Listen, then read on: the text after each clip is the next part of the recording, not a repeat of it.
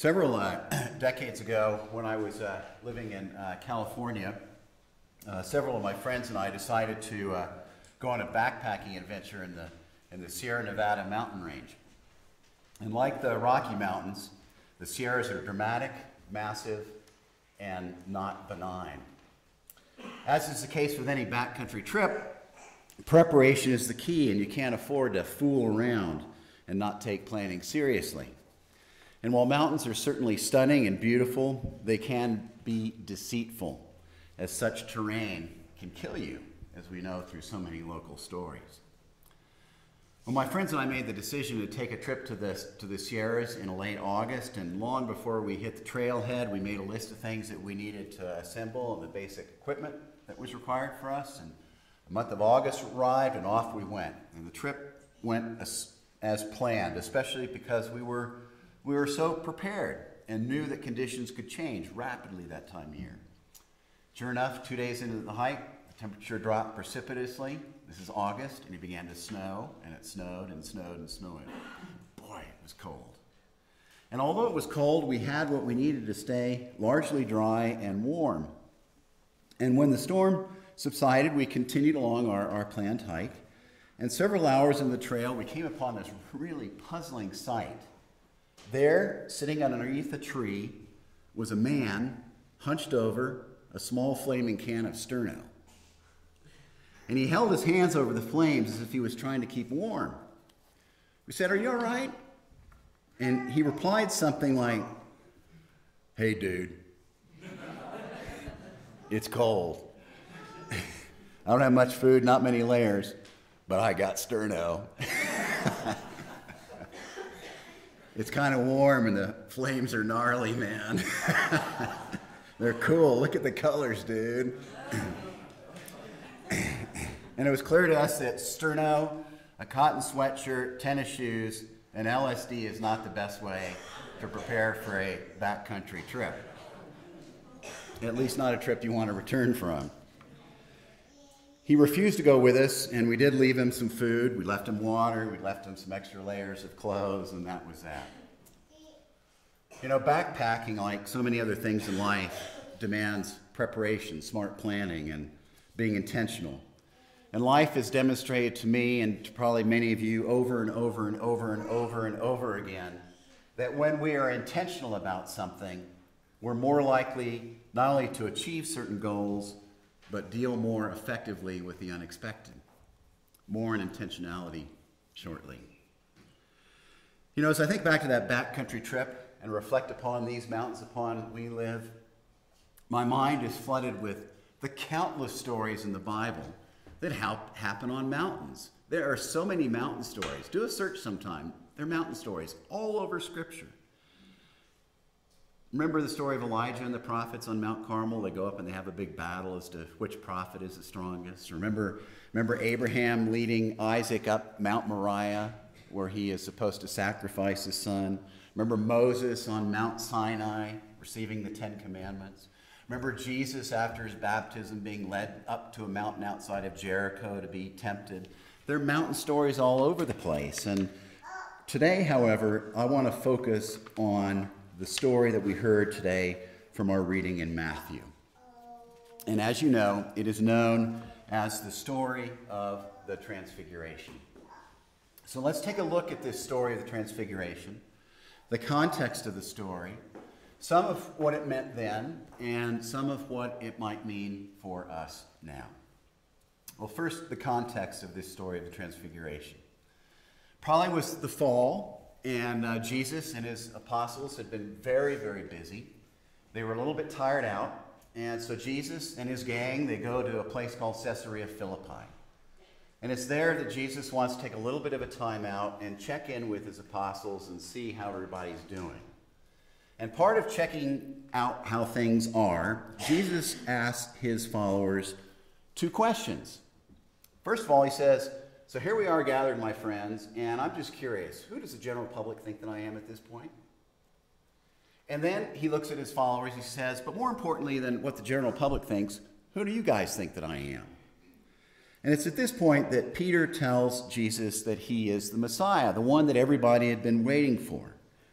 And Jesus tells Peter that he's right.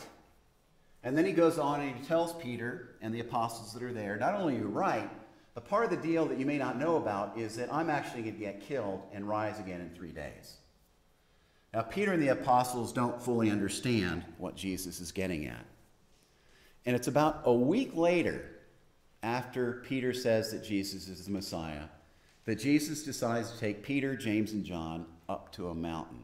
And that's what happens. It's what happens as we heard about in our reading today. And we're told that it's a very high mountain.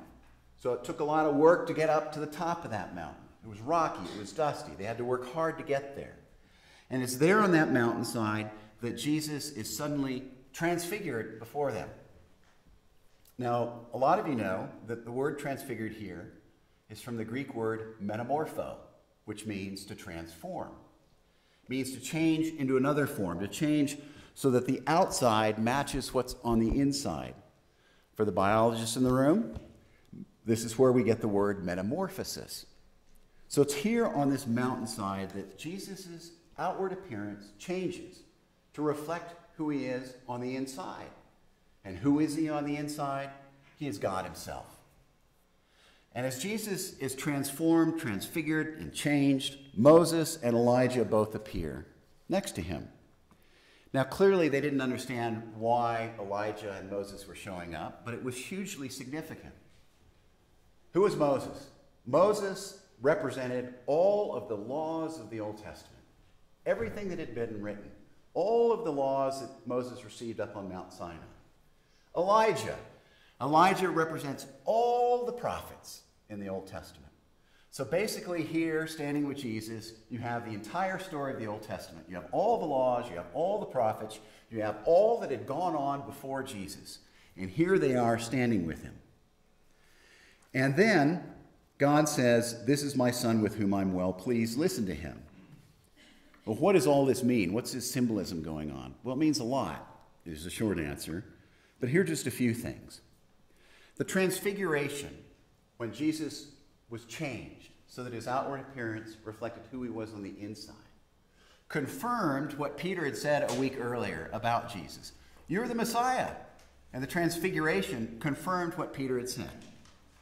The Transfiguration also meant that everything in the Old Testament, all the laws, all that the prophets had taught, all that the prophets had said, were fulfilled in the person of Christ. Said another way, if you want to understand what all the laws and all the prophets and all the Old Testament means, look at Jesus. Jesus was the new way God would communicate, teach, reach, save, and lead humankind. And finally, the Transfiguration was meant to be a very clear and simple statement to the world. If you want to know God, know Jesus. You worship Jesus, you're worshiping God. Worshiping God, you're worshiping Jesus. They're all one and the same. Well, needless to say, Peter, James, and John must have been blown away. It would have taken a while to figure out what all this meant. And it's also likely that long after the Transfiguration, when things were really hard and brutal and challenging and Jesus had been killed, they would have remembered this event, and it would have been confirming and affirming and encouraging to them that they were actually following the right guy. Okay, great. 2,000 years ago, the Transfiguration. Well, what are some of the lessons for us from this mountaintop experience? What can we take from it? What are some things for us to ponder and to digest and to think about as a result of the Transfiguration? This morning, I just want to touch very briefly on kind of 4 principles that I think are helpful for us to think about in our lives in the year 2014 that come directly from the story of the Transfiguration up on that mountain. First principle is fluidity. Now in the story, when Moses and Elijah appear with Jesus, what does Peter do? He babbles. He says, wait a minute. This is cool. I think I want to build 3 memorials. This event is so awesome. I know something incredible is going on here. I want to build memorials. I want to build something. I want something tangible.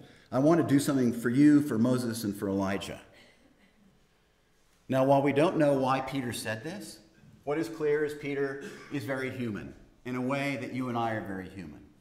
Something awesome is happening. Something great is happening.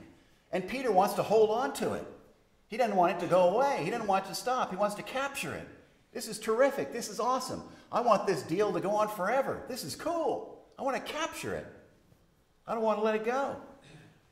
And how human it is and how often it is that many of us react like Peter did that day. And although Peter was not bad for making the suggestion, I get it. Sometimes the best things in life we want to hold on to. But the truth is that sometimes the best things in life are not things that we're meant to capture. Sometimes the best things in life are not meant to be memorialized in some tangible way. Sometimes the best things in life are not supposed to go on in perpetuity. They're supposed to be a momentary deal.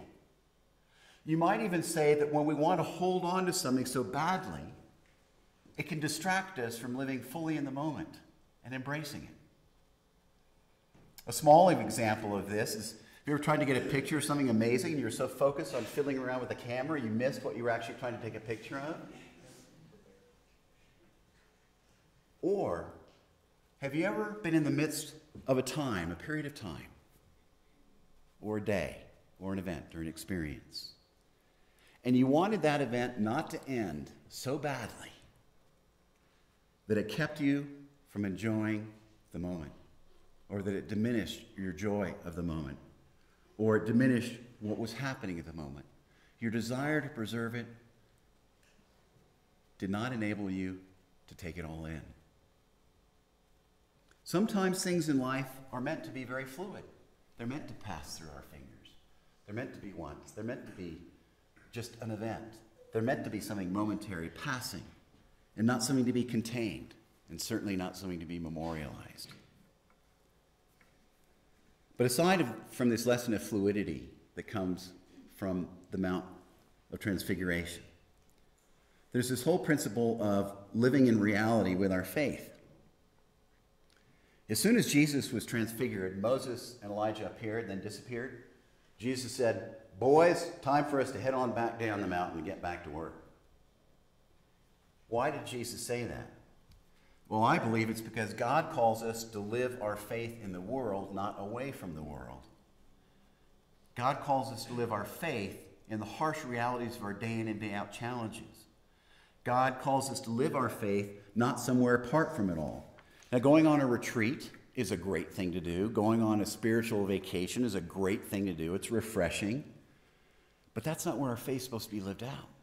Faith is lived out with that neighbor that drives you nuts, with the teachers that your kids have, with the doctor's office, on the busy highway, while standing in line at a grocery store. Faith is lived out there. Faith is lived partially in the chapel here, but we're really supposed to live our faith out there. And if this were not the case, Jesus would have said something to Peter, James, and John like, the world's too hard. Let's just drop out. Let's just stay away from it. Let's just pray and hang out and pray and hang out. Let's stay away from the world. It's too hard out there. Let's just not get off this mountain. That's what he would have said. But instead, Jesus said, no, the work's out there, not here. Just like Jesus says to us, the work's out there, not so much right in here. And aside from the fact that some things are meant in life to be momentary and fluid, and our faith is to be lived in a reality out in the world, there's the principle of perspective. Remember in the Transfiguration, and remember the reaction of Peter, James, and John, it's a great reminder that sometimes when we're going through something, it's important to remember to know that it may take a lot of time for us to figure out what it is that we're going through, and not to rush that understanding. Sometimes it takes a lot of time, the passage of events, to understand the meaning and purpose of a chapter of our life, and we don't want to rush that process. The Transfiguration was full to the brim of meaning. There was a lot going on, but there was no way that Peter, James, and John could have figured out its real relevance at that moment. It would take time. It would take weeks, months, even years for them to really get what it all meant. And I believe the same is true for us. Whether the passage is a good one or a hard one, God calls us sometimes to remember not to rush the process and to be patient with ourselves and know that it will take time to understand the meaning of what it is that we're going through at the moment. Think back over your own life, how it comes to certain things, that it probably took time, and looking back, to really understand the event and what the lessons were that you learned from it. I remember some very painful breakups years ago. They were awful. I didn't understand why it was going on, but boy, has a lot of years and time demonstrated how incredibly blessed I am those relationships did not work out. And I couldn't have understood it when I was in the middle of it. And in the middle of my misery, and I said to myself, I need to be patient to figure out why this is happening and not expect that I'm going to grasp it right now. It may take weeks, months, or even years to understand why I'm going through this. Had I said that to myself, I would have been a lot more patient with the process and less uptight, anxious, and upset. Then there were times that I've had some very powerful mystical experiences out in the wilderness, very strange experiences. I didn't know what they meant at the time, but over time I've understood that that was God revealing things to me that I could only understand in the passage of time. Some things take time to process, digest, grasp, understand. And the Transfiguration reminds us of this truth. If you're going through something, be patient. It's okay. It may take time to really grasp its meaning. And finally, there's the last takeaway from the mountain I'd like to touch on today, and that's the principle of intentionality. Maybe the most obvious of them all, but maybe the most important. Remember earlier I mentioned that many of the great stories in the Bible happened up on mountains, including the story of the Transfiguration. Well, I'm not totally certain why so many great things happen up on mountains, and there probably are a lot of reasons, but there's one reason, one hunch that I want to share today why I think so many great things happen up on mountains. How many of you hiked up a mountain? How many of you hiked up a 14er? How many of you have skinned up a winter slope? How many of you walked to Crested Butte from Aspen? How many of you have been on a hut trip? Well, if you have, there's one thing you know. If you want to do those things, you have to be extraordinarily intentional about it. It doesn't just happen on its own. Doing something with intention means that you do that something willfully, purposefully, deliberately, consciously, and with a plan. All those things that you have done require will, purpose, deliberateness, conscious effort, and a plan. It takes effort. But you know, the same is true for a good marriage. You want a good marriage? You got to be intentional. It's like climbing up a mountain. You got to be intentional. You have to have a plan. It's not going to happen on its own. You want a vocation? You got to be intentional. You want to have retirement? You want to go to college? You want decent health? It's not going to happen on its own. You got to be extraordinarily intentional about it. And I don't know of any secular school of wisdom or thinking outside of the faith domain that says that intention and effort doesn't matter. Well, this is true for every relationship we have, including our relationship with God.